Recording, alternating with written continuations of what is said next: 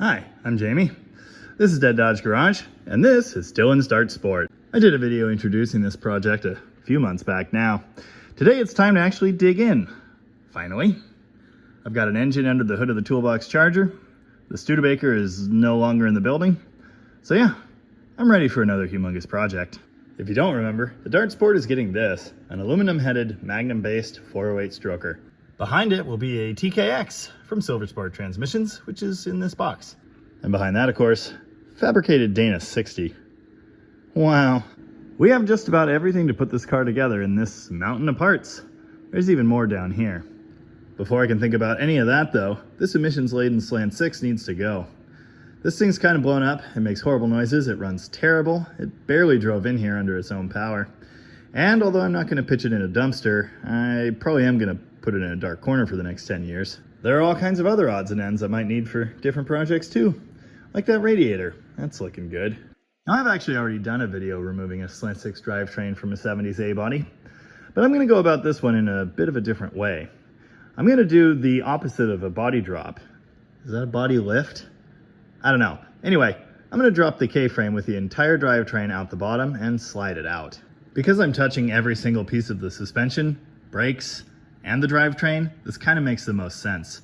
We'll lift the body up off of that stuff, assemble it out of the car, and then roll it in and drop the body back down.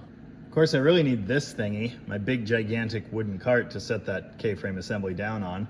Unfortunately, it's otherwise occupied under this Ranger engine, which I also need to do something with. So many steps to everything, but we can at least get started on this. Jack it up to the moon, get some humongous jack stands under it, roll under there, and see what it's going to take. Oh, there you go. It needed some front end work anyway. Oh look, tiny drum brakes. Now I'm lucky enough to own a 2-post lift, and this job would be much easier accomplished on it. Unfortunately, I need that thing for day-to-day repairs, mostly on mail trucks. So we get to do it the old-fashioned way. Now, of course, I'm doing this job in the very back spooky bay, but I did install another light back here so I can kind of see what I'm doing. And now it's hovering. Later on, I'll have to get the front end much higher to fit the engine out, but for now, I can still access it from the top, get everything I need to loose on the bottom, get the front wheels off. This should work well. Here's a bit of Mopar trivia for you. This is a very late production 74 car, July of 74 in fact. Some people on the internet claim that 73 and up A-bodies were all the larger bolt pattern. That is not true. Those are 5-on-4. How do I know that? Well, I have eyes, but also I lost a bet once. The good news is they are all normal thread. That went away starting in 71. Now it's only found on drum brake equipped cars like this one.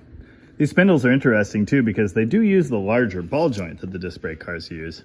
Yeah, might be time for bushings. There's pretty much no upper arm bushing left. Again, we're redoing all of that. If you watched the video where I got this thing running, barely, you may recall there's no coolant in it, so that makes my job a bit easier. Pro tip, if you have 29 cars, label your batteries. Trust me on this one. Case in point, my shiny new, well, now 2-year-old Demon battery that's on the ground mixed in with all this junk because it wasn't labeled. I do actually have my old toolbox back here as like a secondary setup. That's saving me a lot of steps today. All right, it's like 7 hours later and I've done some stuff. Carburetor's off, hoses, wires, firewall bits, battery tray, all that kind of thing. Need to pull the radiator, drive shaft, exhaust pipe, upper control arms, steering column, and then unbolt the K-frame and drop it out the bottom.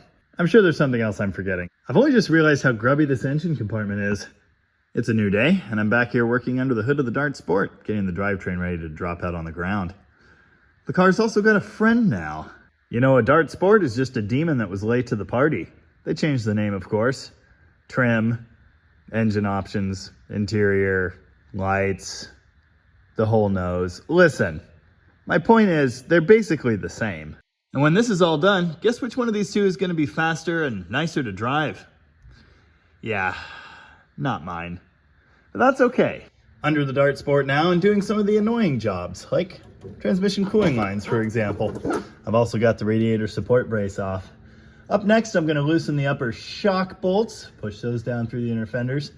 I need to unhook the upper control arms, and I need to loosen and remove the torsion bars, which is always a fun job. Also, I'll drain the oil, although it kind of seems to be slowly draining itself.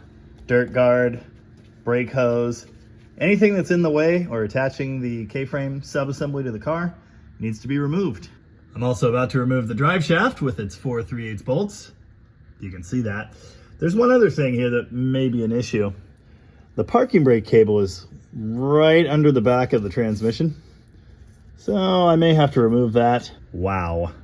The transmission is a horrible greasy mess. Oh. This isn't enough hands. Steering column out. I actually need to fully gut this interior. I'm welding in subframe connectors, bucket seat braces. All the ratty old carpet needs to go and the seats need to be out.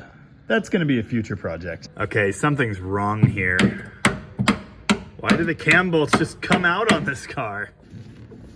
From now on, I will only be accepting projects if they came from California and they've been there all their lives.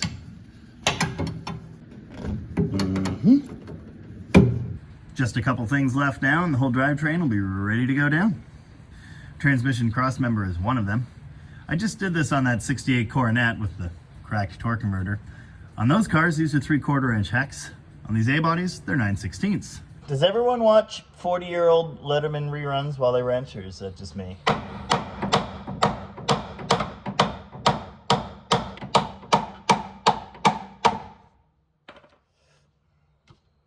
This is going too well. I'm sure the other shoe will drop soon.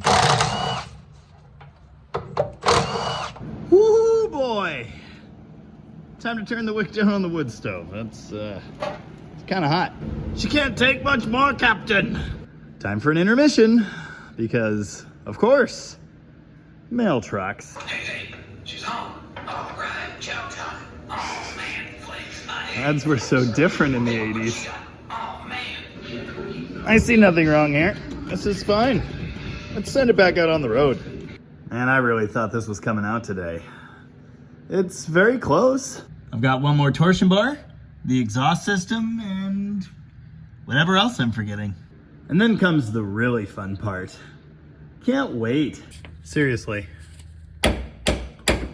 They don't usually just come right out. This is nuts. Okay, it's hard to do through the camera. There you go. Sketchy is my middle name. Oh, that didn't work. Dang it. Come on. Stay. Yeah. Don't make that noise. Why do I have a Ford V6? I don't want to talk about it. Oh, come on. Don't go that way. It's some days later. All of the things underneath are done. We're ready to drop the whole thing. The suspension and drivetrain and what have you. I had to remove the exhaust in 2 pieces, but that's all right. We'll probably save that for later batches. Now I've got the cart, which I just liberated from under that Ranger engine. I'm gonna slide that under the K-frame and lower the car onto it. You've probably been wondering how I was gonna do this with no lift. Carefully, very carefully. The chances of dying while doing this are low, but they're never zero. All right, here's the basic technique. I've got 2 4 jacks with blocks on both sides attached to the subframe. I'm gonna slide the jack stands out and then lower the body of the car. Now, it just so happens that I have an overhead crane. And while it technically has a 500-pound limit, it actually does seem to be able to lift the body of the car, even with the drivetrain on. I couldn't get that thing to lift a Cummins engine, even like a little bit, but it can lift the whole front of this car. Leverage or whatever.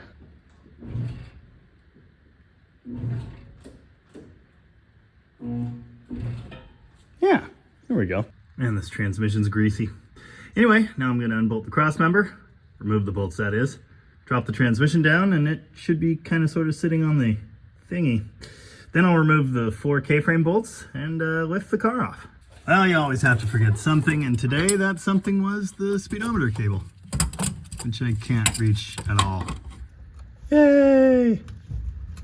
I smell brake fluid. Among other things. Stay. Good transmission. Wow, it is good for something. Huh. I only bought it because it looked cool. Oh, God. Right. Steady. They're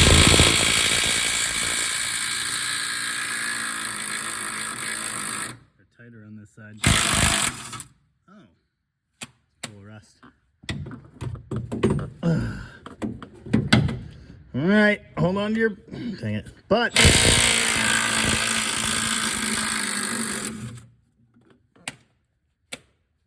I'm sorry, that was too easy. Going up.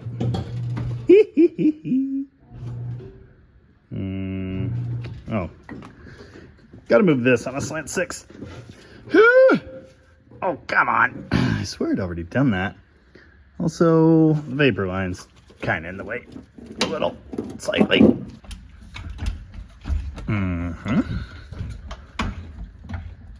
I forgot a brake line. Dang it. Brake line? Meet Victorinox.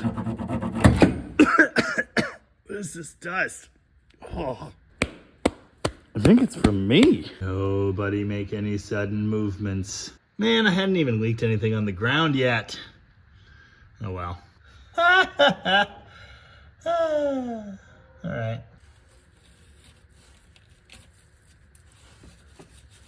I don't think that one's any good anymore. Oh, this is interesting. Someone added a hardware store bolt to turn this thing by hand, I think. Yeah. I think we're ready to go up again. The overhead crane is nice. It's a little sketchy, but makes quick work of it. Whoa. Easy. Yee. Hold on. That can't be good. The wheels are almost back to the ground, so I think we're fine. I should block the wheels. Sure. Safety. Yeah, this is all safe and stuff. I just have it delicately wrapped around the radiator support. It's fine. Stay.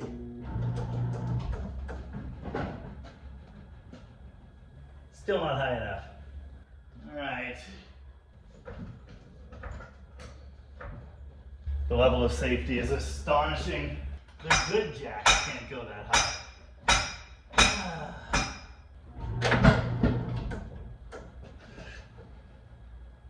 Sure.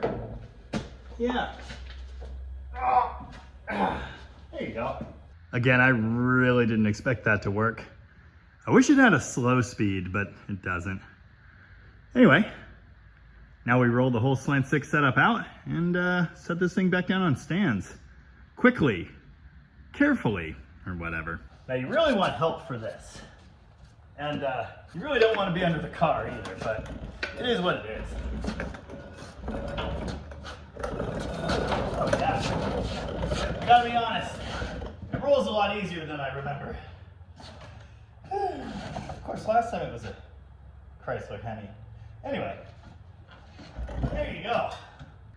You know, this car is going to be pretty quick when I'm done with it, but I don't think it'll ever be in this position. So we better enjoy it while we can. Yeah, not bad. Okay, and we go back down. Carefully. Just kidding. Stay. Oh, don't go down there.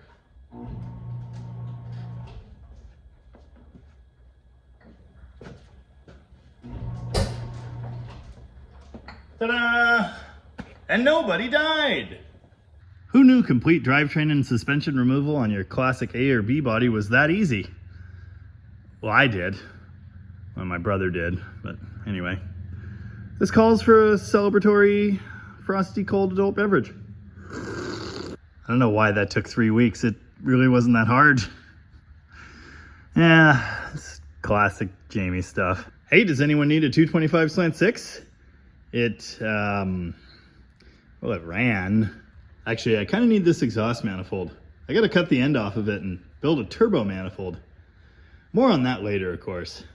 Now I just need to remove all of this stuff, fully rebuild and upgrade the suspension and brakes, clean and paint everything, of course. Then assemble the stroker motor and the 5-speed with the fancy hydraulic clutch stuff. And then put all that on the K-frame. And then slide it back in. Easy peasy. But you're gonna have to wait for the next episode to see all that. For one thing, I kind of put all the parts up there. If you happen to miss the memo on what the build on this Dart Sport is going to be and you want a bit more detail, just refer back to the first video when it got here. Yeah, basically it's going to be awesome. Eventually. But not right now. Right now it's time for dinner. So as usual, thank you very much for watching. And remember, if it fits, it ships. Nobody call OSHA, everything's fine.